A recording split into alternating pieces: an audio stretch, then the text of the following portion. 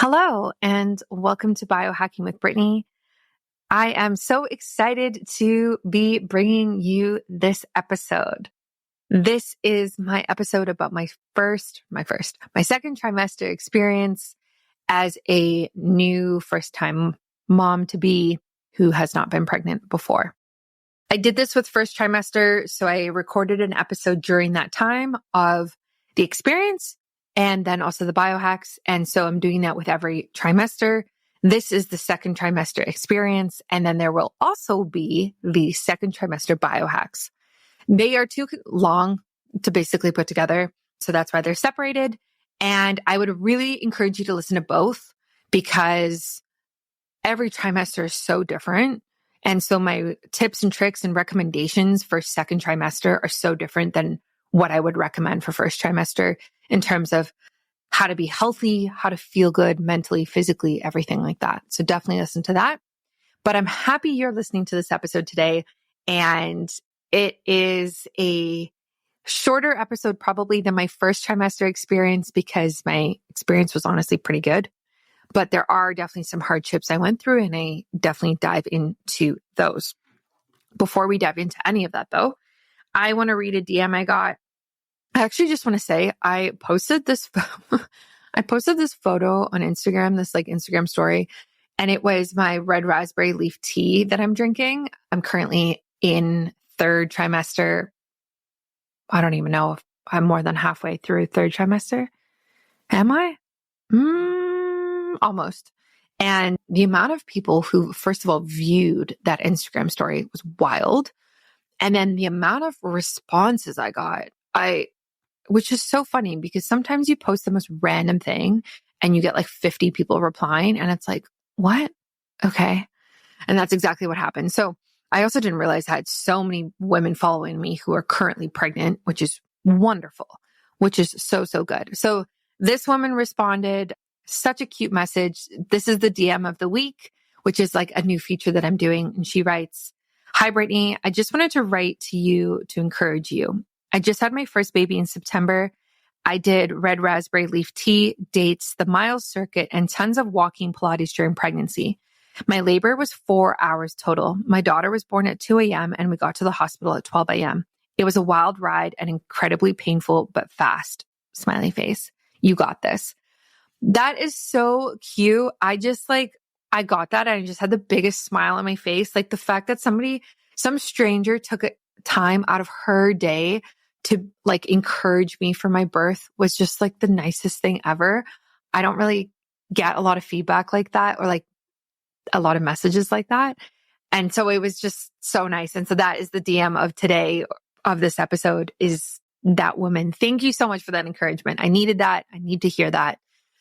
Sometimes with birth, we are surrounded by negative stories, horror stories, things that go wrong. And I really want to be around positive birth stories, positive affirmations, visualizations. Yeah, I had this great birth and I did this and this. And that's what I want to hear because I'm going into birth soon. And so that's my mindset, positive, happy, happy, happy things. Okay.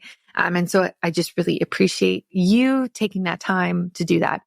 If you want to be DM of the week, you know what you have to do. You have to send me a DM on Instagram. It can be about anything. I get a lot of women writing in about questions about their health or encouragement about the podcast or the business or, anything like that is just great. And I honestly, DMs are my favorite place right now. Actually, okay, so my favorite places on social media are Threads, which is so weird. My Threads account, I post very different content than my Instagram. I talk about what it's like to be a podcaster or, to be pregnant and running a business. And so that's been blowing up and I've been talking to a lot of people on there. DMs are my favorite on Instagram.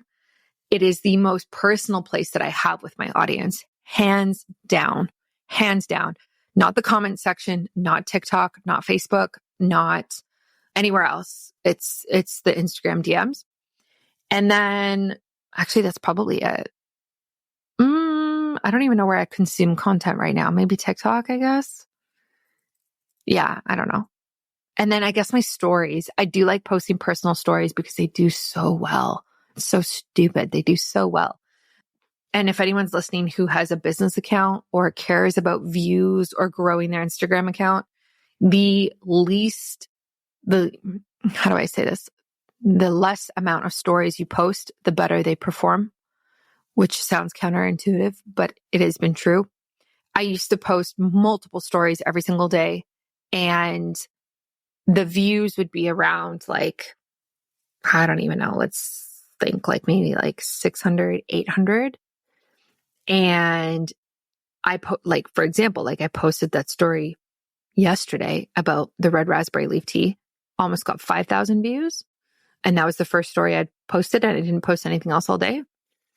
And when I spoke to Facebook Meta, because they called me, we had a little chat. That's what they said. They said less is more when it comes to stories, and let them time out before you post a new one, and all of these different things. So that's what I kind of do now. Other things that I've been noticing with stories is I like to post a decent amount of content of text. People hold it down to read it, which tells Instagram that people are interested in it. I don't just post me at the beach. It's it'll be some blurb about cold therapy, first time of the season. I am pregnant. How do I feel? Okay, I'm doing it less, and this is how my body's reacting, and this is why it's good. And so there's so many different pieces of information for people to pull on to reply. So I usually do 2 to 3 paragraphs, one story at a time, less stories, and my DMs blow up from my Instagram stories. I don't share any content to my Instagram stories anymore. I don't post a reel and then share my reel to my stories. It does not work. People don't look at it. I try not to do anything super curated. I don't know if you've noticed, but I don't really promote this podcast, because when I was promoting it, nothing happened. There was no increase in listeners. It was because the content was so curated, people just scrolled past the posts or scrolled past the stories. So now if I do promote this podcast, I will do a story, and it will be a photo that I will take in the moment. So maybe it's me on the mic, or me drinking coffee, or me, walking the dog. And then it'll be in the text. It'll say, hey guys, I just posted a new podcast episode. Here's the link, whatever it is. So it's real and it's authentic. The only thing that I will say is I would love to get to a place where can produce more video podcast episodes, create short clips, then post them as reels on Instagram, little sound bites that are super captivating, that then push people to listen to my episode. That is what I would love to do. I think it's very smart marketing. I just don't have the bandwidth right now. I don't have the team to do all of that type of thing. So that's why the podcast, I don't really advertise it. I guess I advertise it on my website and in my emails, but I don't really advertise it on socials too much, which is probably stunting my growth. But hey, I have so much else going on, so it's fine. And I'm happy with a top 1.5% podcast globally. Okay. I'm happy with that. I would love to be in the top 1%, but I have a baby coming. And so there's only so much I can do every day. Okay. So enjoy this podcast episode. A shout out to Mimeo for being one of the sponsors for this episode. They create a stack of biomimetic ingredients that mimic a 36-hour fast in your body. So if you are somebody who wants to fast, but you don't want the negative side effects, which is a lot of women these days, I would recommend taking this. Their product has been proven to be very, very effective. I've taken it on and off multiple times, and it is great for longevity and cellular health. And that is why I love them. They're really, really, changing the supplement game. It's a biomimetic supplement, which basically means it mimics our biology. We have those ingredients in us already. We're just boosting the levels of it, which is phenomenal because they start to decline as we age. Very smart, very biohacker supplement, which is why I love Mimeo. It's spelled MIMIO. You get a discount when you use my code biohacking Brittany. I will link that in the show notes for you. And a shout out to a new sponsor, Recommend. They have very cool products. I actually just released my podcast episode with them recently. And this is a line of supplements that's also supplements, but is really looking at energy and a lot of actually libido for men and for women. Now, I don't know if I should be sharing this, but I'm going to share it anyway. So my husband has taken the man formula. It's called the Man Plus formula. And he has noticed a difference, okay, in his performance and in his libido, if you know what I mean. And I am not kidding when I tell you that I've noticed a difference too, okay? This might be TMI. I don't really care. It's fine. This is like a personal podcast. I will tell you everything. And essentially it helps with mood, stress, energy, helps to optimize natural vitality, boosts confidence, and it really does help with libido because of some of the ingredients in it. So it helps to promote a healthy and active sex life, which we love, increases passion, intimacy, all of those things. And now, they have a lady formula. So if you're listening and you're somebody who has really low libido or your partner does, this is what I would recommend. That's what they're called. That's funny. This is what I would recommend. I have never used any other sort of like libido enhancer, energy enhancer like this. My husband, again, he loves it. How do I say this? Like in such a political, nice way. He wakes up with more energy than normal. So like morning wood or pitching a tent or a morning erection, we'll just say it as it is. So when he started taking this, he noticed an increase in those, which is really interesting. So they also have the lady formula, and I think this is great. I know a lot of women really struggle with libido. A lot of women struggle with libido postpartum or during perimenopause or menopause when our hormones are doing all sorts of things. That would be a phenomenal time to look at something like this. Let me see if I can read the ingredients for you. Okay. So the men's one, vitamin E, zinc. We know zinc is super important for men's hormones. It has things like L-carnitine in it, L-arginine. We've got some nice amino acids. We've got maca in there. We've got cranberry extract, ginseng, hawthorn, ginkgo biloba. So lots of really great herbs that are phenomenal for this. I think it also has tonkat in it. Yeah. So there is quite a bit in there. I'm not going to read the whole ingredient list. And the women's one is very similar, slightly different because, we know women are different. But these are the two products I love from them and what they are known for. I actually think their men's one might be sold out right now. So when you're listening to this, if you want it, go and check it. I will link it in my show notes. Use my discount. They gave me 20% off for you guys, which is wild. So biohacking Brittany, all capitals, 20% off. Definitely check that out. Great gift for your husband. Father's Day is coming up. Great for him, but also great for you. If you're somebody who would like a more energetic life, this is something that I would definitely look into for the lady formula. Okay. Enjoy this podcast episode. Shout out to the last few women who have joined my Baby Steps program. Guys, we updated my landing page. Oh my gosh. Okay. Everybody right now, whip out your computer, go to biohackingbrittany.com and click course. Look at my beautiful landing page. Whew, that took a lot of work. Man alive. So it is out. I mean, my course has been out for a while, but it's like officially out. The landing page is done. I think I have to add a couple case studies. So, there's a little bit more left to do, but you can go take a look at that. If you're somebody who's looking to optimize your preconception health and your fertility, run, don't walk, sign up for my 7-week online course and 90-day proven protocol. Okay. Proven is the most important word there. This is exactly what I did to get pregnant on the very first try, despite PCOS, irregular periods, and cysts on my ovaries. We tripled my husband's sperm count through my proven protocol. The proof goes on and on. So go and do that. The price will be increasing this summer, and I actually wrote that on the landing page. So I really recommend you sign up as soon as you can. And I'm just really proud of it because Baby Steps, the course, has been something that I have thought about for the last year and a half. To see it come to fruition is phenomenal. Oh, and by the way, this is like, I know I'm getting to the podcast episode. Last thing, I have convinced my husband to come on the podcast. Woo-hoo-hoo, round of applause. So that is coming. He is going to talk about his experience doing the baby steps protocol, his experience with me getting pregnant, watching me be pregnant, his thoughts on biohacking and like being married to a biohacker. We have so much we're going to talk about. He's finally agreed to do it. So that is going to be such a big episode because he's never been on the show. So you get to hear from him. He's making an appearance, okay? It's not just me over here by myself with my dog.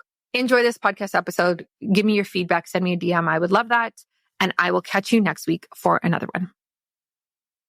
Hi. Welcome to Biohacking with Brittany. I'm so thankful that you are listening.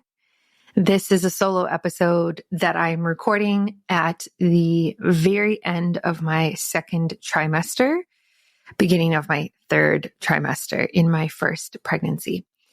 And this is my experience. This is my realities versus expectations episode. This has nothing to do with biohacks that I've done. That will be its own separate episode, exactly like I did for first trimester. So if you haven't listened to the first trimester episode, I'm sure it's out by now. And I would go and listen to it. There's two. One is for the biohacks and the healthy habits that I did. And the other is my experience that I recorded during first trimester. Very similar to this. And then I will be doing the same thing for third trimester, just to give you a reality of what pregnancy is like. I wish that I had these types of episodes to go and listen to. Maybe they probably do exist. I guess I just didn't know what to search or how to find them. But I'm happy to produce this type of content that is very personal and goes with my business and my brand and just supports you on your pregnancy journey, or if you're thinking about getting pregnant or anything like that. So happy to do this and just, happy to be in this space to record. So without further ado, let's dive right in. Second trimester. Wow. It has been phenomenal, honestly. Like overall, there has been hard parts and I'm going to dive into that, but I'm going to start with the good. Overall, compared to first trimester, it has been great. I was sick for about 6 weeks during my first trimester. Second trimester, I've not had any of that.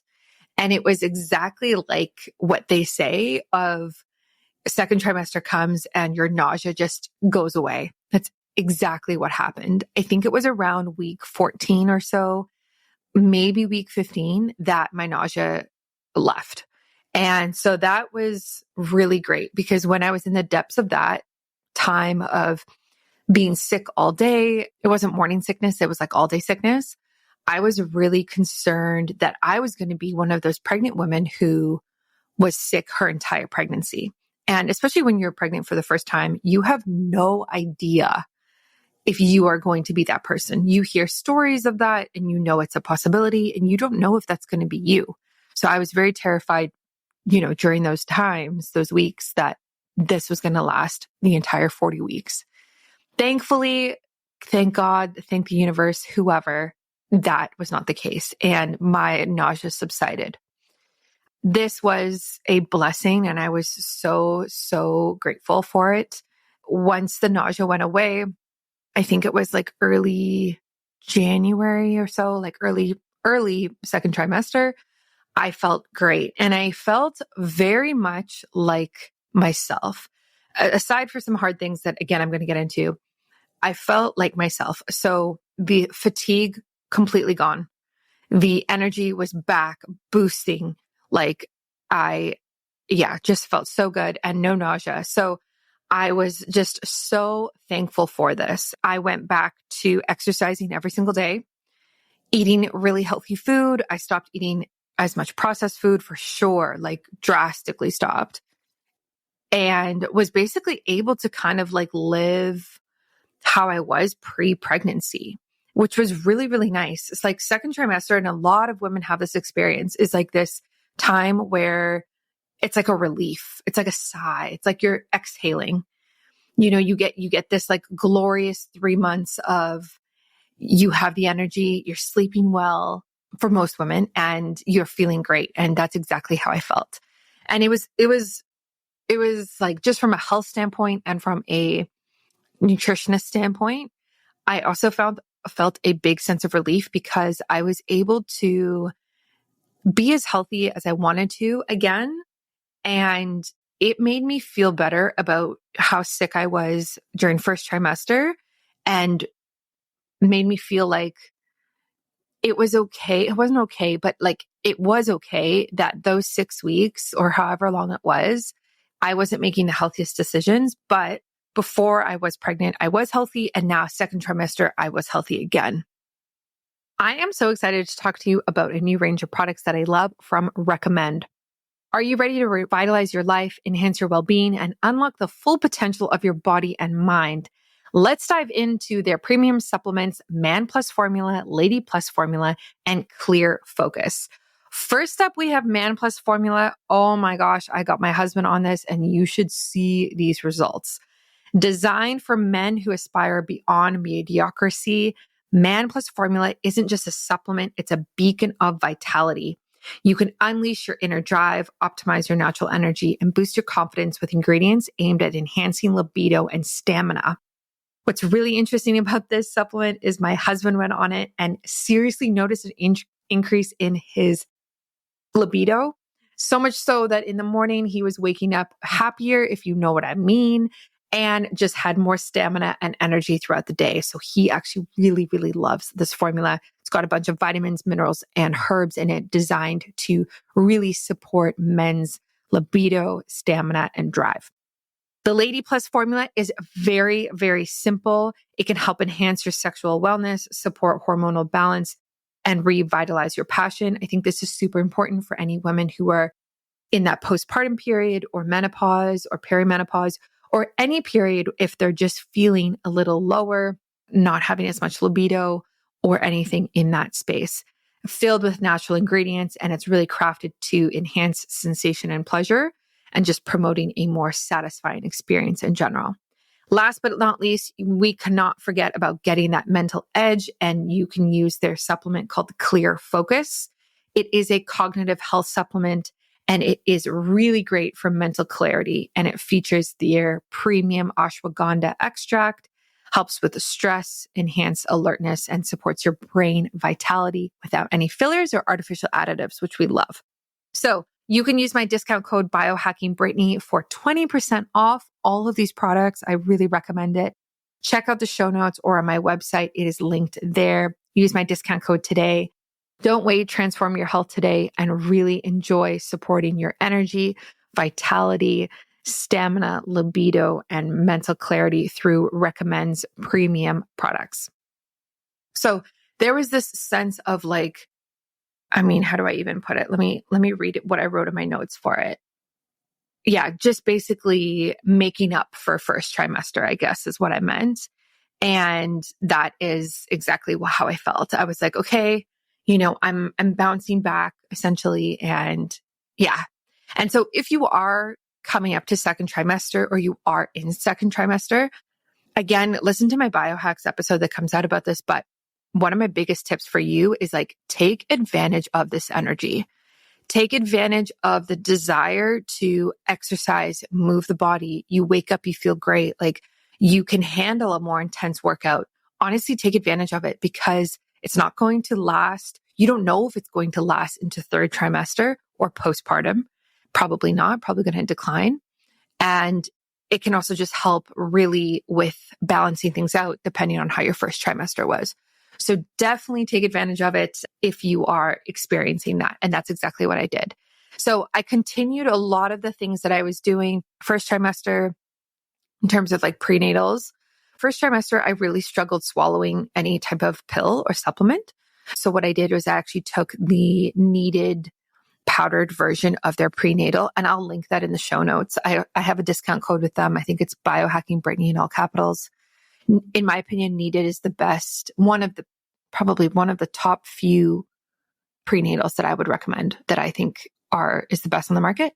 And so when I was struggling to swallow the pills or the supplements, I would take the powdered version. When second trimester came, I was able to go back onto the pill supplement version of it. And that's what I have been taking ever since. So supplements wise, I'm taking everything that I was taking. And yeah, honestly, just like felt really good. And so it's weird to record this episode because I think it's going to be shorter than my first trimester one because things were actually pretty great. And I hope that this gives you hope as well. If you are in the trenches, you will come out of it and it does get easier for most women. And I hope that is for you. Okay. I want to dive into, there's a couple of other things that are, much more, I have much more to say about. So one of the hardest things, now this is really hard for me to talk about. One of the hardest things in second trimester is that you gain weight, but you don't necessarily look pregnant. So this is hard to talk about. I don't really talk about my weight very often. I have been somebody who has been naturally slim basically my whole life. And I am very healthy outside of pregnancy or somewhat during pregnancy. And I work really hard to, be in the shape that I want to be in. So second trimester was weird because you start to gain weight. I started to gain weight, but you don't look pregnant. Like you don't have a popped belly. So there's nothing cute to like dress up. There's nothing like, it's such a weird time until about like 6 months when your belly pops and then you have this like round shape. So you kind of just are like gaining fat or weight. And for me anyway, this is my experience. So like I was gaining weight and things were getting bigger. Like my breasts were getting bigger. My like stomach, my lower stomach was getting bigger. My thighs were getting bigger, but it didn't feel like I was in this like I'm pregnant glow. It was just like, I just felt like, I don't know how to say this, like almost like flabby and like kind of like meh. And even though my energy was better and I was working out more than first trimester, it didn't matter. It didn't do anything. It didn't move the needle for like weight management at all. And that's not surprising, right? Like the body should be doing what it needs to be doing in order to support the baby. And that's fine. But it started to mess with my head. And I went through about a month. I don't know when it was. I have to think back. I think it was around week 16 to week 20, 21, something like that. I went through this really mentally tough time where I was hating how my body was looking. And like I said, everything just kind of got softer, flabbier. I was putting on fat for sure. And it just didn't feel like I would, like, how do I explain this? Like I'd go to the gym and my clothes would be tighter and fit different, but I didn't necessarily look pregnant. And so I internalized it as like, oh, this is like I just don't feel pretty. I don't feel sexy or hot, or I don't feel fit. I don't look fit. And so it was hard. It was really hard to kind of go through that. And at the same time, appreciate, oh my gosh, this is what my body needs to be doing. This is what it should be doing. I should be gaining weight. I should be gaining weight every single week, right? Like I am developing life. And in my mind, I logically know that. I logically understand. But when you're standing in front of the mirror and you've gained weight and you know your body so well for so long, for 30 years, and then it starts to look different, it just messes with your brain. And I can't, unless you've been through it, it's really hard to explain. I'm definitely somebody who has had body image issues probably my entire life. I think majority of women probably have. And that has stemmed from so many different places. That has stemmed from things that my family has said to me growing up, friends, society, jobs that I've had, things that people have said that have been good and things that people have said that have been bad and have like shaped my view on what I should look like. And again, I think like so many women go through that. And so we're very much like, we're very much taught in society that, fit is better, slim is better. And obviously there is some truth to that in terms of health data and, biomarkers for sure. I'm not necessarily talking about that. I'm more talking about just the overall aesthetic and image. And it was really hard to accept that I wasn't looking like that ideal version of myself anymore and what I liked to look like. And it was tough. It was really tough. And it made me reflect a lot on how I view my body, how I view my self-worth as a woman and in society. Like, I started asking these questions of, do I feel more valuable as a woman in society when I look better? And what is better? Is better fit? Is what size is better? What constitutes that? And these are all very subjective questions and subjective answers. And I'm not shaming anybody or anything. That's like not what this episode is about at all. This is my experience as somebody who has gotten pregnant, who is pregnant for the first time. So what really made that whole narrative hard was me weighing myself.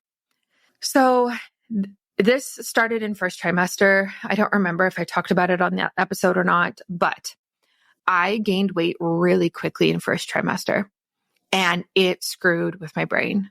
So from the get-go, I think in first trimester, I gained almost 10 pounds. And that is more than normal.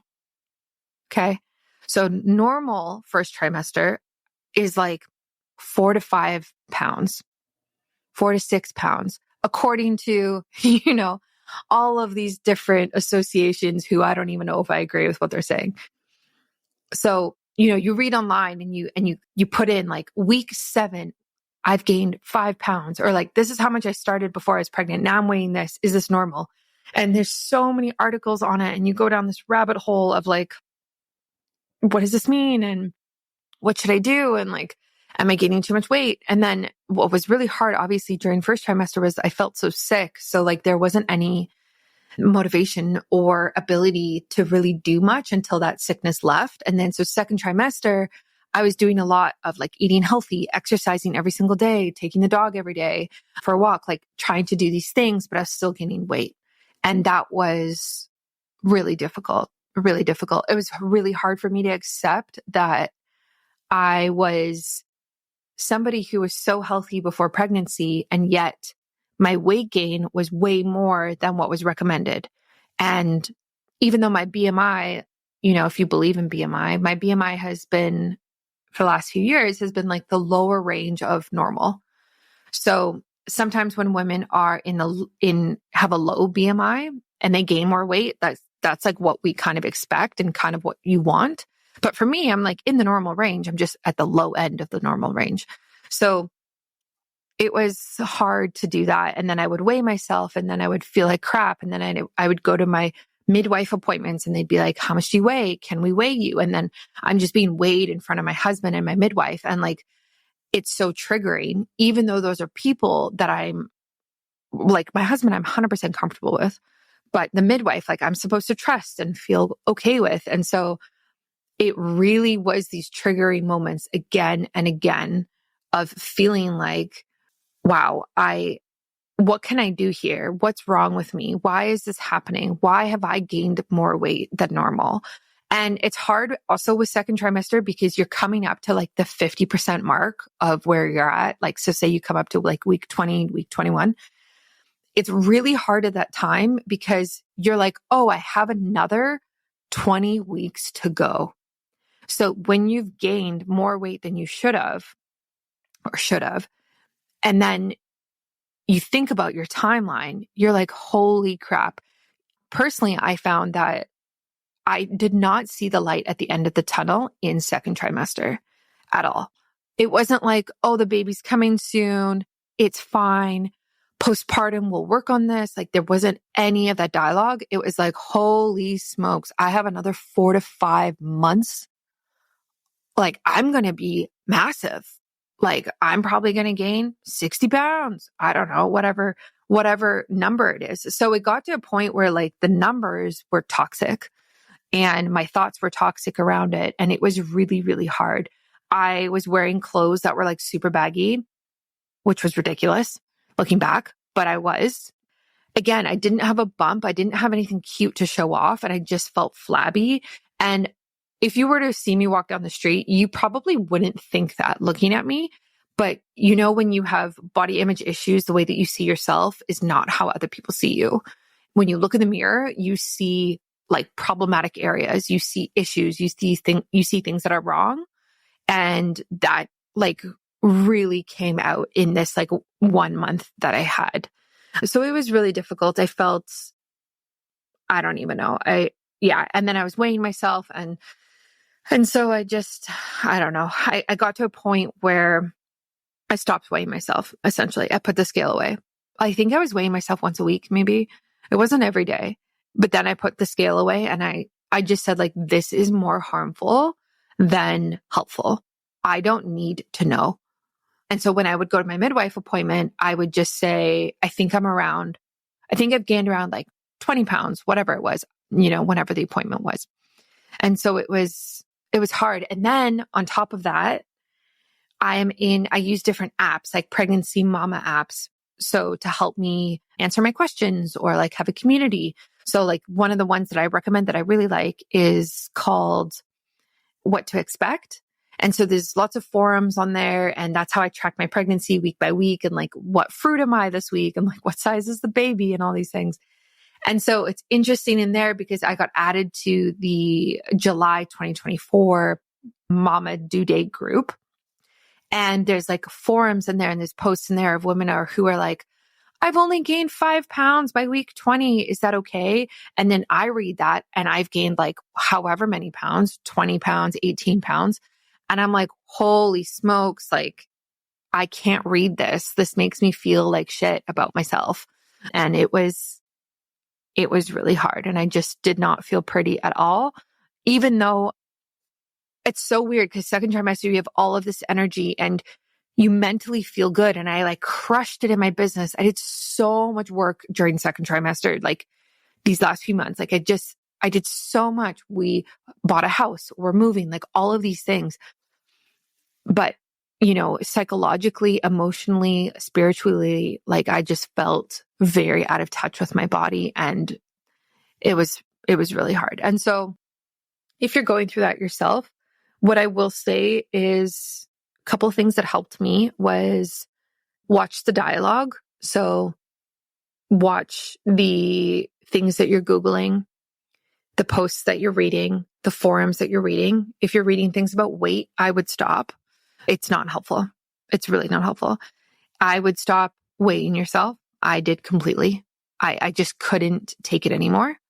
I don't know the last time I've weighed myself now. Like I got to a point where, no, I actually had to recently, but I got to a point where I just couldn't manage it. I couldn't manage it. And do the things that make you feel comfortable. For me, again, I stopped wearing a lot of tight clothing or form-fitting clothing. I just was kind of in t-shirts and like longer t-shirts and Lulu leggings type of thing. And it's kind of how I felt best. And that was that. I just had to, had to get through it really. And I will say, the best thing that happened was that as the pregnancy continues to go on, you obviously continue to gain weight, but then you actually do get a belly. So my belly popped around week 22, maybe something like that. And that was great because once your belly pops, you stop feeling like this flabby person who's just kind of like unfit, and you actually start looking more pregnant. And I find like the week, like six months or so, like that's when the glow sets in. So like your skin, your hair, your breasts are bigger, like your face is filled out more. Like I've definitely gained weight in my face. Oh my gosh, like I don't need any filler. Like it's so funny. In my forehead and my cheeks, it's just filled with fat and healthy hormones. And the amount of people who come up to me and they're like, or have messaged me on Instagram who like, you are glowing. And I'm like, yeah, that's the, that's the fat deposits. Like that's the hormones doing its thing. So the light at the end of the tunnel of feeling insecure about your body during pregnancy is that once the bump comes, typically like that's kind of when the glow really amps up. And so you kind of enter this nice period of I'm pregnant and I look pregnant. So I started, and this was like later on in second trimester. So you kind of, I had to go through the hard part first. And so then it got to a point where I was like wearing rompers and wearing tight dresses because now I had this bump that was cute and I could dress it up. And like, I stopped feeling bad about any weight gain and it really got a lot better. So let's talk about Mimeo, a breakthrough longevity supplement that hacks your biology to help you look and feel younger. It was created by PhDs in nutrition from over 7 years of clinical research, and Mimeo was designed to mimic the longevity benefits of fasting in a simple daily pill. Not only has Mimeo been shown to extend lifespan in animals by 96%, but users have been able to take as much as 2.5 years off their biological age in just 8 weeks. How? Mimeo's groundbreaking biomimetic formula uses a patented blend of all natural metabolites that work together to help your cellular health from the inside out. First, there's OEA, which is a metabolic supercharger clinically proven to help control appetite and promote fat metabolism so you can crush those cravings and silence food noise throughout the day. Then there's spermidine, the cellular autophagy activator, helping clear out cellular junk to boost cognition, clear brain fog, and refresh your cells. Next, there's nicotinamide, a broad-spectrum NAD+ booster that's been shown to improve everything from metabolism to skin glow to immune health. And lastly, there's PEA, one of the body's most powerful rest and repair molecules that helps control inflammation, relieve discomfort, and enhance recovery so you can get that youthful energy back. Mimeo is designed to work like a super fast, super efficient fasting diet, but without actually having to fast. It's all about tapping into the power of your own biology, giving your body the cheat code to work its best, making you feel younger and healthier today. You can try Mimeo today. Use my discount code at checkout, which is biohacking Brittany, and you can get all of these benefits in a simple supplement today. Again, that's biohacking Brittany in all capitals. So definitely try it and let me know what you think. That's what I will say about that. It's very similar, not very similar. Like the nausea was not really mental toughness, but the weight gain was mental toughness for sure. And I also I changed my thinking around it as well because I was so healthy during second trimester and working out, I literally, I don't even know. I did Pilates, I did Mama Pilates, I did the Peloton, I did the sweat workouts at home. I was lifting weights, I was stretching, like everything. I went in the sauna once, and I would say that I got to a point in my thinking of like, I'm doing all of these healthy things and this is how my body's reacting. I'm still gaining weight. I'm still more than what is typical, and that's okay.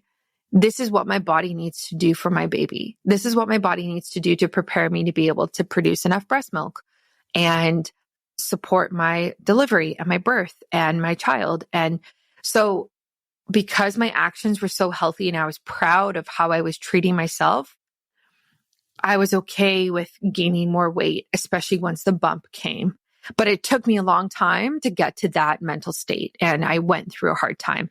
And then when I got my new midwife in Ontario, whose name is Barb, she's fantastic. She said the same thing. She was like, I am not worried about your weight gain because you are so healthy. I think your body is just doing what it needs to do in order to support you. Like, your blood volume is doubling. You have your placenta, your breasts are getting bigger. Like you have your amniotic fluid. Like, she's like, I am not worried about you. She's like, if you weren't active and you were eating McDonald's every single day and you had gained this weight, that would be a different discussion. But because of your actions and you're a nutritionist and I trust what you're eating, she was not concerned. And so that also put me at ease because I had the medical support that reassured me that my journey was okay. If you're with a doctor or a midwife who doesn't make you feel like that, please find somebody new. Please. The first midwife I had in BC was horrific. So her practice was out of her house. She was the only person in the area who would do home births. So I kind of had to go to her. And she would be sitting typing on her computer during my meeting and barely look at me, ask me questions, type out the answer, ask questions, type out the answer. And then it was so impersonal. And I was like, I'm supposed to trust you with delivering my child? Like, this is awkward. I don't feel like I even know you. Like, you don't make me feel seen or heard or understand what I'm going through. And then when we bought our house in Ontario, we decided we were going to move and all of these things, I had to get a new midwife. And this new midwife is phenomenal. She lays out all the options for me, tells me the pros and cons of everything, and lets me decide. She walks me through everything, talks to me, does like physical checkups, is so understanding. She's done over 1,000 births. Over half of them have been home births. Like, could not ask for somebody who is better. And the difference was crazy between the two of them. So I really encourage you, if you don't feel supported by your birth team, find somebody new. Find somebody new if you can. Seriously, if you can. I really, really recommend it. Okay. So that's what I have to say about weight gain. Now, at the point that I'm at, I feel really good. I feel like I'm still above the normal for weight gain. I'm not weighing myself right now. I don't need to know.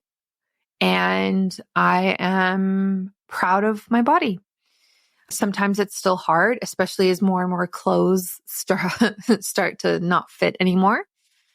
But I also know that postpartum Brittany will be very into being healthy and getting fit and all of these things, because that's how I am. So I'm also not worried as much about it. But yeah, that's something I definitely went through. And I don't hear a lot of women talking about that. I just hear a lot of women either glamorizing all of pregnancy with the glow or saying how hard pregnancy is. But I don't hear a lot of people talking about the women who have had body image issues on and off low key for their entire lives and what it's like to gain weight for the first time. Because this is the first time. This is easily the first time I've ever gained 20 pounds more than I've normally been. For sure. For sure, this is the biggest I've ever been in my entire life. And so, yet it's for pregnancy. So I'm supposed to just accept that, but it still messes with your head. And I don't see people really talking about that. So I hope this helps you if you're going through that. Okay. The other big topic that I want to talk about, which is hard to explain, I guess. Not super hard to explain, but it was hard to go through. So at week 20, you have not your dating ultrasound. You have your anatomy ultrasound, your anatomy scan. This is about halfway through your pregnancy. And this is to understand how the baby's developing. This is when you find out the gender and you can see if there's any real issues going on with the baby, a bunch of different things that you can get, a bunch of different data that you can get from this. I was so on the fence about doing this ultrasound, so on the fence. So we did the 6-week dating ultrasound. And then I haven't had any other ones since then. And then this second one, which is like I said, the anatomy scan. I was so on the fence about it. So the reason that I was on the fence was because a lot of the time with ultrasounds and with testing in general during pregnancy, if anything comes back that is somewhat not normal or is a negative result, it can force you to no longer qualify for a home birth with a midwife. And I'm so set on having a home birth with a midwife and a doula. And I was terrified that there would be something wrong, quote unquote wrong, that would force me to be out of that. Now, nothing can force you to do anything, right? So I could still have a home birth, but like there would be no midwives there. So it would just be me and a doula or me by myself. And for my first pregnancy, it's not what I want to do. And I was really worried about this. And not just with this ultrasound, with the other tests that you are asked to do during second trimester as well. Because again, if they find anything that is somewhat wrong, or you have a false positive, which can happen a lot, then you are suddenly declared a high risk pregnancy and you have to have a hospital birth here in Canada or the States. And so I went back and forth so much with my husband, with my midwife of like, let's talk about this. So say I do this ultrasound and some sort of test comes back and there is something that says like, hey, like, your baby might, your amniotic fluid is low, for example. You are now classified as high risk. You might have a higher risk birth. We don't think you can do a home birth anymore. Something like that. Or with the gestational diabetes test, oh, you got a bad result. Okay, so now we think you have gestational diabetes. Could be a false positive, could be true, could not be true. And now you have this diagnosis and we don't recommend a home birth anymore. So again, I was going back and forth of like, is it worth it in the first place to do the testing, to get the data when the data could be false and then impact the rest of my pregnancy and impact my birth? Now, the other thing with this is like, there are so many false positives that actually do happen with all of these tests. So like example, with the genetic testing you can get done, there can be false positives. So that was a discussion as well. It's like, what if we do some sort of genetic testing? I'm forgetting the names of these tests. I can put them in the show notes, but you are asked if you want these tests and you can do this genetic testing that shows, your baby might have cerebral palsy or it might have whatever other condition that they can pick up early on. Like, and then you have the option, to be frank, to like terminate your pregnancy. But it could be a false positive. And so then what happens, and that's obviously a personal decision for everybody of like what they do with that data and what they do with that information. Are they going to terminate the pregnancy? Are they going to keep the pregnancy going? Is it a false positive? All of these things. So this was really hard because in the biohacker world, you think more data is better. So the more testing we do, the more wearables we have, the more we can understand how we're sleeping, how our activity, our blood, our age, our cellular age, all of these things, like the better, then we can make more informed decisions. But with pregnancy, I did not find that this was the case. Okay. At all. I went the complete opposite way of like, I don't want to know.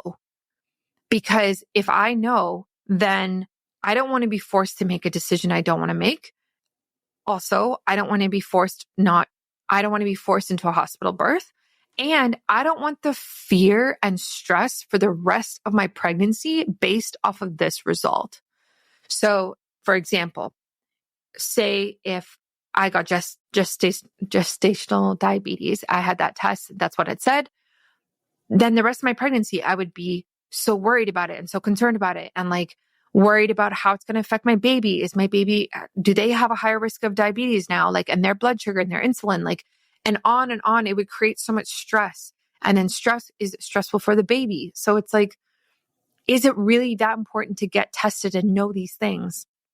So I was so on the fence about all of this. And it was really hard as somebody who knows so much about health and data and tracking and understands informed decisions.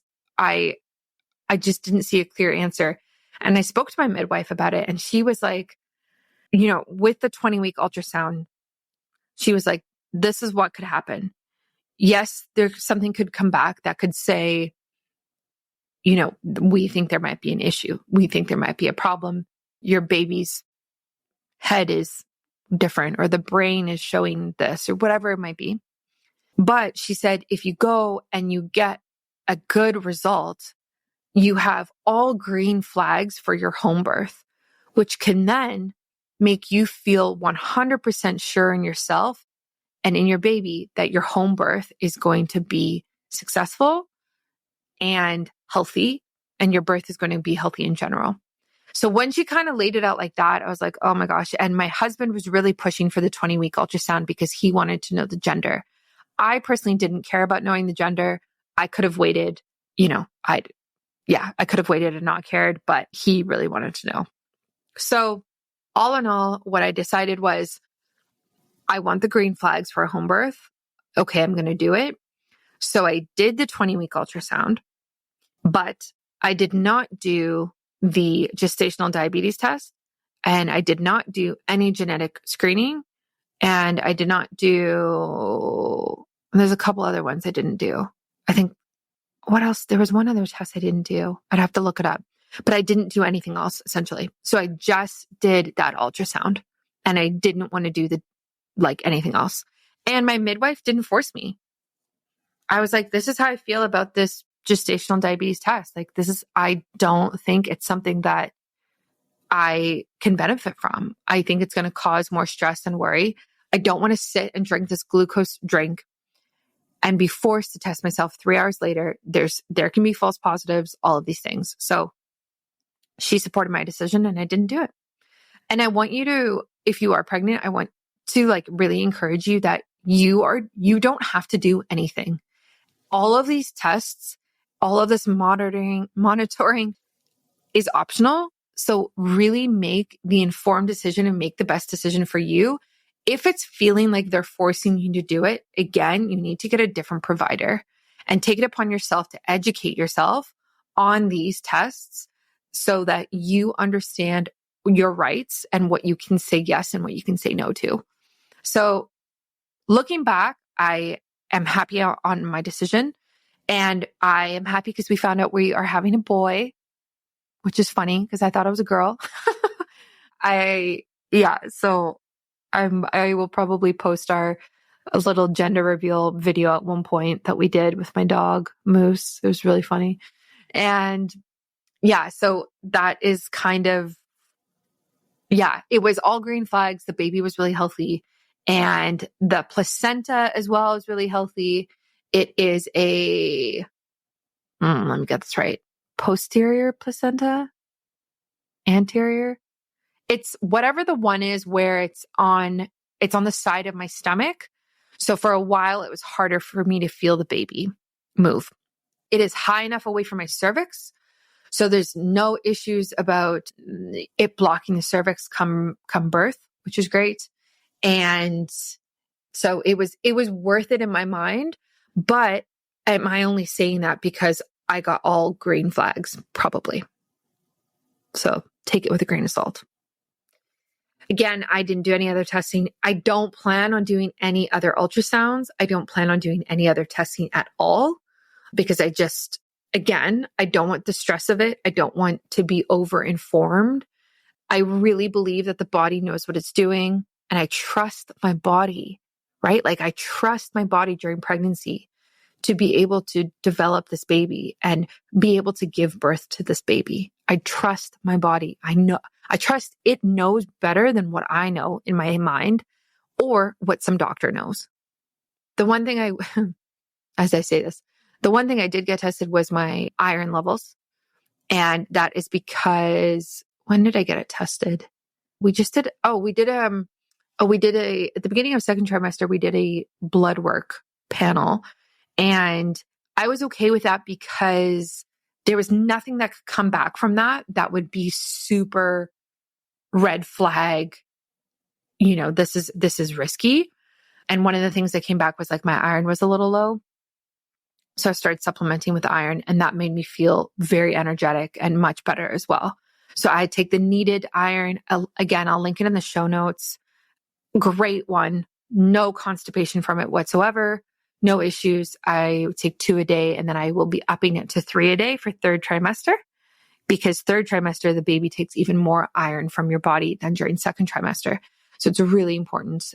And I will say, I had no issues with iron before I was pregnant. None. I've never been anemic and never had such low iron levels before. And I've had my iron and my ferritin tested multiple times.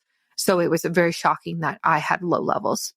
If you're somebody who's pregnant and feeling very, very fatigued, I highly recommend getting your ferritin levels checked and your hemoglobin levels checked, because there's a chance that that is contributing to your fatigue.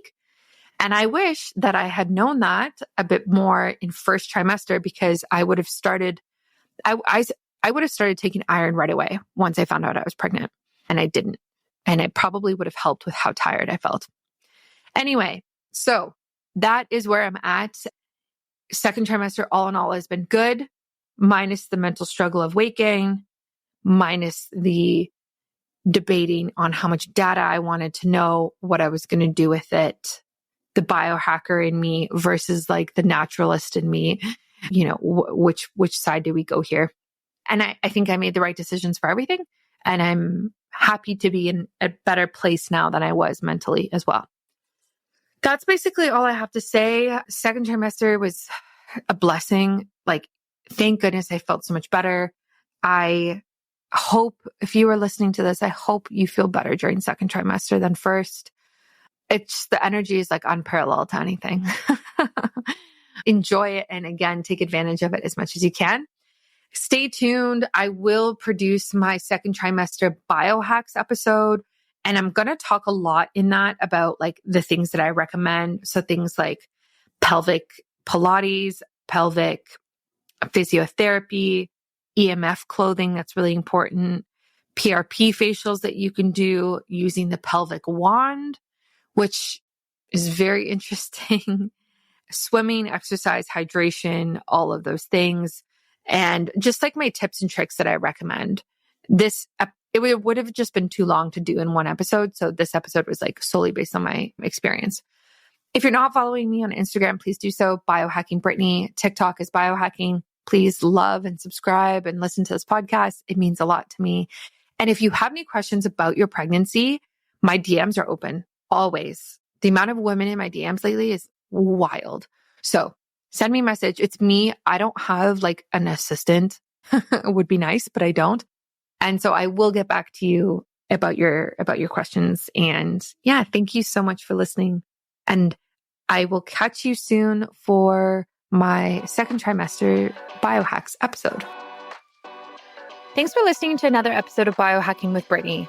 If you're interested in finding the show notes or the sponsors for this episode, you can do so on my website, which is biohackingbrittany.com.